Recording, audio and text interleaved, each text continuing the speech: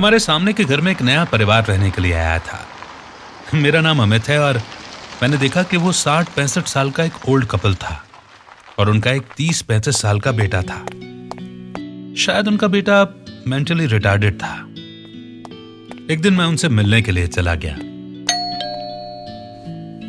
मैंने उनसे कहा कि आप नए हैं तो किसी भी तरह की मदद चाहिए हो तो बेझिझक कहिएगा। अंकल का नाम शिवलाल था, उनकी पत्नी रमा और उनका बेटा वैभव। मैंने धीरे से पूछा कि आपके बेटे को क्या तकलीफ है? रमा आंटी की आंखों में पानी आ गया। शिवलाल अंकल ने बताया कि उनका बेटा वैभव बहुत होनहार था। पहले एक हादसे की वजह से उसकी ऐसी हालत हो गई। मैंने उनसे कहा कि अगर आपको कोई दिक्कत ना हो तो बताइए कि ये कैसे हुआ था। मैंने देखा कि वैभव चुपचाप एक ही जगह बैठा रहता है, किसी से कोई बात नहीं करता, ना उसके चेहरे पर कभी कोई खुशी देखी मैंने, हमेशा गुमसुम ही देखा था। शिवलाल जी ने उसके बारे में बताना शुरू किया।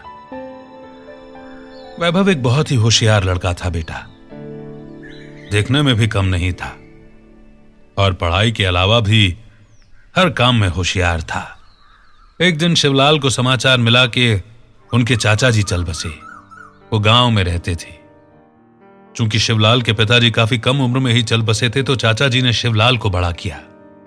वो उन्हें अपने बेटे से बढ़कर प्यार देते थे। शिवलाल की बहुत इच्छा थी अपने चाचा जी की अंतिम यात्रा में जाने की, पर उनकी तबीयत नासाज होने की वजह से वो नहीं आ सके थे। उनको उदास देखकर वैभव ने उनसे पूछा तो उन्होंने कहा कि मेरे चाचा जी की अंतिम यात्रा में जाने की बहुत इच्छा थी बेटा, लेकिन कमजोरी की वजह से मैं वहां नहीं जा सकता। यह सुनकर वैभव ने कहा, पापा वैसे भी मैंने कभी गांव नहीं देखा, अगर आप ठीक समझें तो आपके बदले मैं वहां चला जाऊं। इस बहाने मैं सबसे मिल भी लूंगा, गांव भी देख लूंगा और आपकी इच्छा भी पूरी हो जाएगी। शिवलाल ये सुनकर बहुत ही खुश हो गए और उन्होंने खुशी खुशी वैभव को कहा कि बेटा इससे अच्छी बात क्या हो सकती है मेरे लिए। शिवलाल ने चाचा जी के बेटे को फोन कर दिया कि वैभव मेरी जगह आ रहा है। वैभव कल सुबह तक वहां पहुंच जाएगा।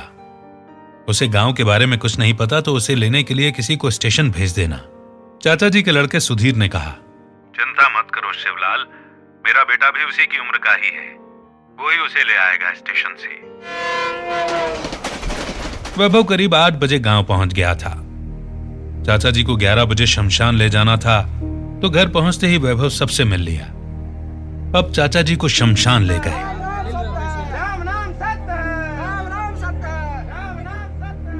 वहां सब अंतिम विधि कर ली और उन्हें अग्निदाह दे दिया गया।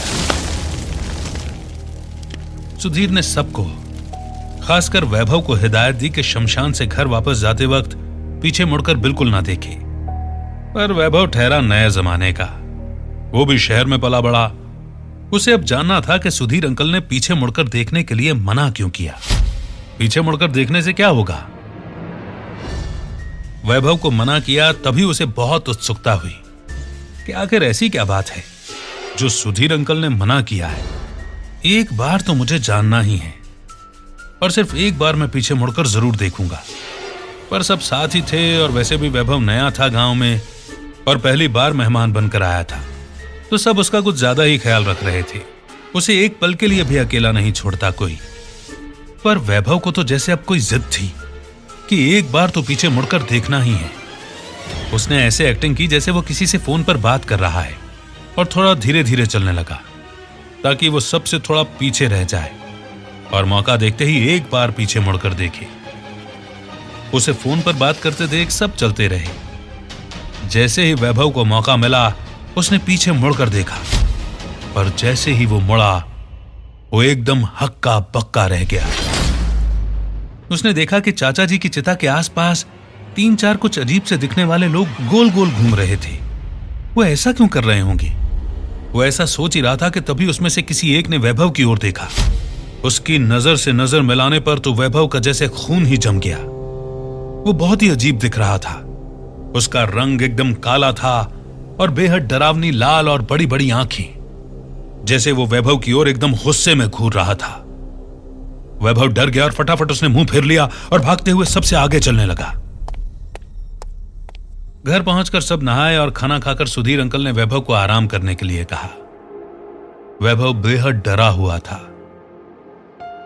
पर किसी से कुछ भी कह नहीं सकता था, वरना सब उसके बारे में, उसके पिता के बारे में क्या सोचते कि कैसे संस्कार दिए हैं। सख्त मना करने के बावजूद उसने उनकी बात नहीं मानी और पीछे मुड़कर देख ही लिया। तो सबकी डांट से बचने के लिए उसने किसी को कुछ नहीं बताया। उसे कमरे में अकेले रहने में डर तो बहुत लग रहा था, पर उसके पास और कोई रास्ता भी नहीं था। ऐसे ही डर के मारे जो हुआ वो सोचते सोचते कब उसकी आंख लग गई उसे भी समझ नहीं आया। पर दिन भर कुछ भी बुरा वाकया नहीं हुआ तो उसने चैन की सांस ली। रात को सब बात करके सोने चले गए। सुधीर अंकल के बेटे को खेत का ध्यान रखने के लिए वहां सोने जाना था, तो वैभव अकेला ही कमरे में सो रहा था। करीब आधी रात को उसका पूरा शरीर पसीना पसीना हो गया। उसने देखा कि 3-4 अजीब से दिखने वाले लोग उसके इर्द गिर्द मंडरा रहे थे और उसे गुस्सैल नजरों से देख रहे थे। उनमें से एक छत पर छिपकली की तरह चिपका हुआ था, एक पंखे पे आराम से बैठा था और एक बिल्कुल उसके सामने खड़ा था और उसे लालच भरी नजरों से देख रहा था। वो हड़बड़ा कर उठ गया। उसने आंख खोली तो कोई नहीं था कमरे में। तभी उसे लगा कि ये कोई डरावना सपना होगा। बाद में वो बड़ी मुश्किल से सो पाया। उसे ऐसा ही लगता रहा कि कोई है उसके कमरे में। ऐसे तो वो 2 दिन रुककर वापस जाने वाला था, पर अब उसे वहां रुकना ही नहीं था। तो दूसरे ही दिन वो सुबह काम का बहाना करके वापस शहर जाने के लिए निकल गया। घर पहुंचकर उसने चैन की सांस ली। शिवलाल के साथ गांव की सारी बातें करके वो अपने कमरे में जाकर सो गया। पर उस रात भी उसे फिर से वही सब महसूस हुआ। वो फिर से उठ गया, पर इस बार वो सपना नहीं था। उसने देखा कि सचमुच 3-4 अजीब से दिखने वाले लोग उसके सामने ही उसे घूर रहे थे। उनमें से एक वही था जिसे वैभव ने शमशान में देखा था। वैभव डर के मारे थर थर कांप रहा था। जब उससे सहन नहीं हुआ तो उसने सारी हिम्मत इकट्ठा करके जोर से चीख लगाई। उसकी चीख सुन के शिवलाल और रमा भागते हुए उसके कमरे में आए। उन्होंने पूछा कि क्या हुआ बेटा, तू इतना घबराया हुआ क्यों है? वैभव ने पानी मांगा। पानी पीने के बाद आखिर उसने सब कुछ सच सच बता दिया कि वहां उसने मना करने के बाद भी कैसे पीछे मुड़कर देखा था और तभी से उसके साथ ये सब अजीब बातें हो रही हैं। शिवलाल को सब समझ आ गया। उस रात तो उन्होंने वैभव को जैसे तैसे शांत करके सुला दिया, पर वो जानते थे कि जो कुछ भी हुआ वो ठीक नहीं था और अगर कुछ भी नहीं किया गया तो वैभव की जान भी जा सकती है और वैभव को उन सबसे बचाने के लिए गांव ही जाना पड़ेगा जहां ये सब शुरू हुआ। वैभव को कुछ नहीं बता सकते थे क्योंकि जैसे ही उसके अंदर घुसी आत्माओं को यह पता चलता वो कुछ न कुछ बखेड़ा खड़ा कर देती। दूसरे दिन शिवलाल वैभव को लेकर गांव के पहले वाले गांव में गए। उन्होंने सुधीर को सब कुछ बता दिया था तो सुधीर गांव के मंदिर के पंडित जी को लेकर वहीं आ गए। पंडित जी ने आते ही वैभव के पूरे ललाट में सिंदूर लगा दिया। सिंदूर लगते ही वैभव के जैसे रंग ढंग ही बदल गए। वो एकदम गुर्राने लगा। उसकी आंखों में खून उतर आया। उसके हाथ पैर की नसें फूलने लगी। धीरे धीरे उसका दिखावा एकदम विकराल हो गया। पंडित जी भी इन सब बातों में माहिर थे। उन्होंने बिना डरे हाथ में गंगा जल लेकर मंत्रोच्चार चालू ही रखे थे। उन्होंने जैसे ही वो मंत्रित गंगा जल वैभव पर छिड़का वो बहुत डरावनी आवाज में चीखने लगा। उसे बहुत ज्यादा दर्द हो रहा था। उसके शरीर पर बड़े बड़े फोड़े निकल आए, पर पंडित जी बिना रुके मंत्र बोलते जा रहे थे। अब उन्होंने एक मंत्रित काला धागा वैभव के हाथ में बांध दिया।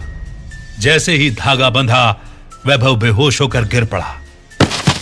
पंडित जी ने आंखें बंद कर कर कुछ मंत्र पढ़े और हवा में से जैसे किसी को पकड़ा हो ऐसे हाथ में कुछ खींच लिया और एक कांच की बरनी में डालकर फटाक से उसका ढक्कन बंद कर दिया। बरनी के अंदर अब काला धुआं सा दिख रहा था। पंडित जी ने बताया कि ये वही आत्माएं हैं जो वैभव के अंदर आ गई थी जब उसने शमशान में पीछे मुड़कर देखा था। अब वैभव बिल्कुल ठीक है, पर हां, ये काला धागा हमेशा उसके हाथ में होना चाहिए। सब वापस घर आ गए, पर उस दिन से वैभव एकदम सहमा हुआ रहने लगा। उस हादसे का उस पर बहुत गहरा प्रभाव पड़ा था। वो रात को सो नहीं पाता और रात को डर के मारे चिल्लाता रहता। उसका मानसिक संतुलन भी बिगड़ता चला गया। आखिर में हमने उस घर को बेच दिया और यहां आ गए कि शायद वैभव उस सदमे से उभर पाए।